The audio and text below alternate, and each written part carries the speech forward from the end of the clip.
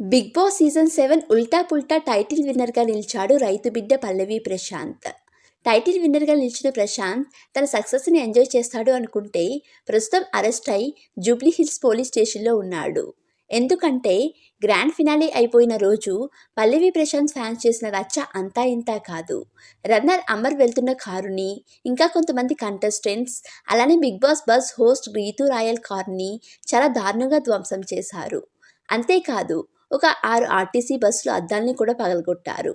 అయితే ఫ్యాన్స్ చేసిన పనికి ప్రశాంత్ని ఎందుకు అరెస్ట్ చేశారు అనే డౌట్ అందరికీ వచ్చింది. ఆ విషయం గురించి ఇప్పుడు తెలుసుకుందాం. ఆ రోజు అప్పటికే అన్నపూర్ణ స్టూడియోస్ వద్ద గొడవ జరుగుతుంది. అదే సమయంలో పల్లవి ప్రశాంత్ టైటిల్ విన్నర్గా బయటికి వచ్చాడు. పోలీసులు ప్రశాంత్ని అడ్డగించి మరో గేట్ నుంచి పంపారు. కానీ ఆ సమయంలోనే ప్రశాంత్ని ర్యాలీకి తీసుకెళ్లేందుకు అతని సోదరుడు 2 కార్లను అద్దెకు తెచ్చుకున్నాడు. ఇది గమనించిన పోలీసులు ర్యాలీ వద్దన్నా పోలీసులను లెక్క చేయకుండా ప్రశాంత్ అభిమానుల మధ్య ర్యాలీ చేశాడు. దానితో ఇలా జరగాల్సిన నష్టం జరిగిపోయింది. అందుకే పల్లవి ప్రశాంత్ని పోలీసులు అరెస్ట్ చేశారు. ఆ రోజు పల్లవి ప్రశాంత్ ఎలాంటి ర్యాలీ చేయకుండా పోలీసుల మాట విని ఉంటే ఇప్పుడు తన సక్సెస్ని మిగతా కంటెస్టెంట్స్లా ఎంజాయ్ చేసి ఉంటాడు అంటూ కామెంట్ చేస్తున్నారు నెటిజన్స్.